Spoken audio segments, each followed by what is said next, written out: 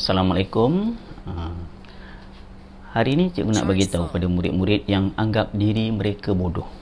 Ada murid kata, cikgu saya kelas yang terakhir, 3-4 tahun lepas, mana-mana sekolah pun diskrimin. Daripada kelas nombor 1 sampailah kelas nombor 10. Murid yang berada di kelas nombor 10 ni, cikgu, kami belajar pun kami akan jadi bodoh juga cikgu. Kat rumah mak dan ayah kata kami bodoh. Bagi cikgu tidak. Nanti cikgu akan buktikan. Okey. Hari ini cikgu akan sampai pada kamu satu cerita, dengar betul-betul.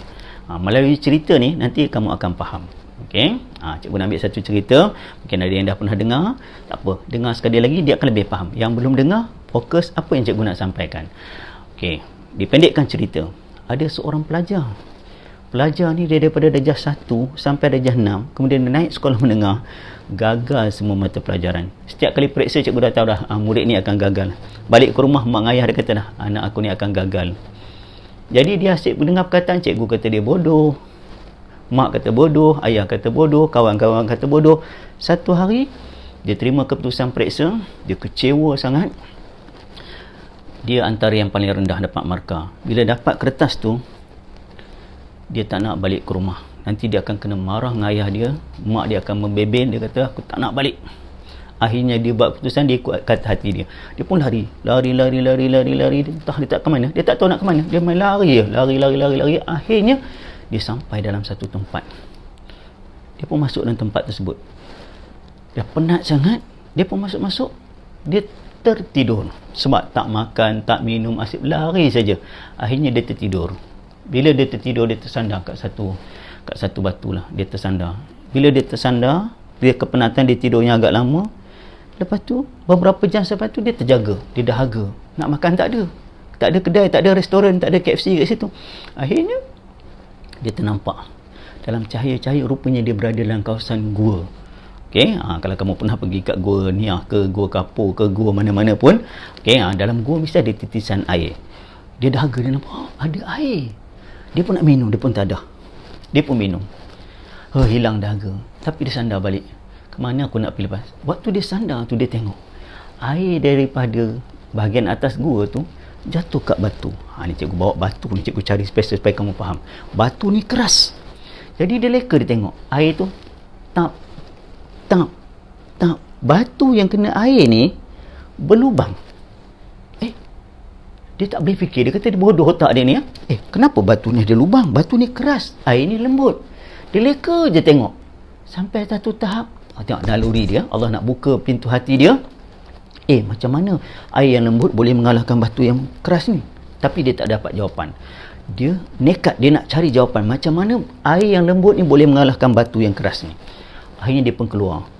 Dia keluar. Dia nak balik, dia tak tahu, dia tersesat dah. Kemana dia pergi tak tahu. Rumah dia dengan gua jauh. Lepas tu dalam perjalanan balik, dia bertemu dengan seorang lelaki yang dah tua lah.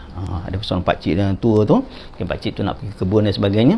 Dia pun kejar, pakcik. Pakcik pun tengok, siapa ni tak pernah tengok budak ni. Ya, kenapa nak? Pakcik, saya nak tanya satu boleh tak? Tanyalah pakcik tu. Pakcik kan bagus melayan budak-budak. Lepas tu pakcik, macam mana air yang lembut boleh mengalahkan batu yang keras? Oh, ya ke? Mana kamu tahu? Pakcik, saya tengok dalam gua tu air tu menitik, tiba-tiba batu tu berlubang. Oh, senang je pakcik tu kata. Pakcik tahu jawapan je? Ya. Duduk sini, pakcik nak bagi tahu. Akhirnya dia sembang. Pakcik pun cerita, batu tu keras, air tu lembut. Tapi kalau dia berturut-turut selalu sangat, lama-lama yang keras ni sikit dia akan kalah juga. Kenapa nak dari mana? Dia kata dia melarikan diri, orang kata dia bodoh apa semua. Pakcik tu bagi cerita apa semua. Pakcik faham. Dia ni sedang kecewa ni, dia ikut perasaan dia. Pakcik tu pun nasihat. Orang pakcik, orang tua-tua suka nasihat. Ibarat macam cucu dia. Nak, sebenarnya anak ni tak bodoh. Anak ni kalau belajar, ibarat macam air tu boleh mengalahkan kelemahan anak. Anak akan jadi yang pandai. Boleh ke pakcik saya jadi yang pandai? Boleh. Pakcik yakin, tengok batu yang keras ni pun boleh jadi kalah. Apa ketah lagi kamu, otak kamu tu Allah jadikan tak ada yang bodoh, cuma kamu tak nak belajar. Mulai hari ni kamu balik ke rumah, kamu minta maaf dengan mak ayah kamu, minta maaf dengan cikgu, kamu belajar sungguh-sungguh. Pakcik percaya kamu boleh jadi cemerlang. Dia dapat satu semangat. Pakcik saya nak balik ni tak tahu Dia pun cerita pakcik ni dah biasa kan. Pakcik ni hantar dia balik ke rumah. Dipendekkan cerita, sampai ke rumah dia minta maaf dengan mak dia, dia minta maaf dengan ayah dia. Dia kata dia nak belajar sungguh-sungguh. Dia peluk dengan mak ayah dia pun menangis, mak dia pun menangis. Tengok dia berubah, mak dia pun doakan dia berjaya. Dia pergi ke sekolah, dia minta maaf dengan cikgu apa semuanya. Dia belajar. Sejak hari itu dia belajar sungguh-sungguh. Dia baca buku. Dia baca buku, akhirnya dia pandai. Tak mustahil. Orang yang lemah kalau belajar akan jadi pandai. Yang penting kita tuntut ilmu. Buku berjuta-juta buku kat Malaysia ni. Kamu pergi ke perpustakaan, pergi ke pusat sumber, ada je buku. Kalau satu hari kamu baca satu muka surat pun cukup lah. Okay, akan bertambah ilmu kamu. Okay. Sebab tu orang tua-tua dulu kata begini. Pernah dengar anak peribahasa kata, belakang parang diasah. Ada murid tak faham, cikgu apa belakang parang tu? Ini, yang ni yang tajam, kalau tarik ni boleh luka ni. Kalau tarik ni boleh luka tangan, pisau ke parang ke pedang. Tapi kalau bahagian belakang tak ada apa banyak, cikgu, tak ada apa. Tapi kalau kita ambil batu asah, kita asah, yang belakang ni boleh tajam sama yang kat depan. Silat-silat boleh tajam lagi daripada yang belakang ni. Kalau kita asah, lama dia akan tajam. Sama juga otak kita. Kalau otak kita ni kita baca, insya-Allah dia akan pandai. Sebab otak kita ni tak sama macam ni.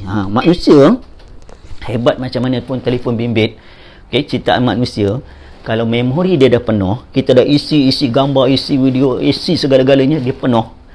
Kita kena buang yang lama, baru masuk yang baru. Tapi Allah jadikan otak kita ni tak pernah penuh. Tengok. Lagi kita baca, ada je tempat yang isi. Ini isi kat mana?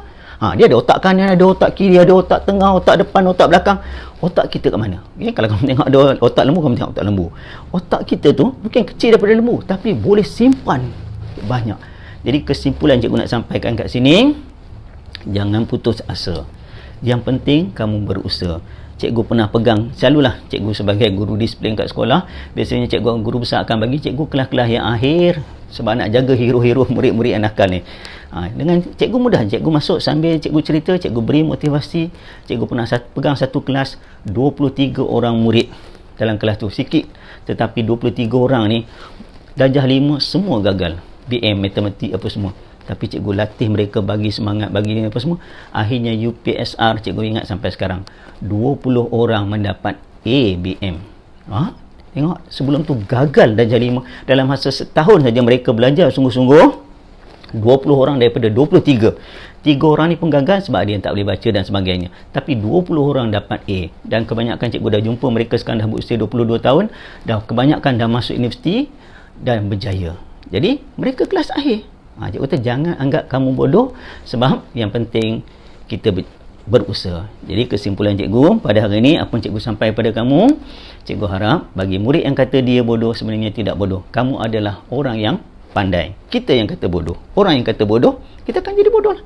Tapi kalau orang kata bodoh, aku pandai, insya-Allah dengan keizinan Allah kamu akan jadi pandai. Cuba kamu baca dalam cerita-cerita internet, siapa yang lemah tapi bila besar dia berjaya. Okey, InsyaAllah cikgu akan sampai lagi cerita motivasi untuk kamu.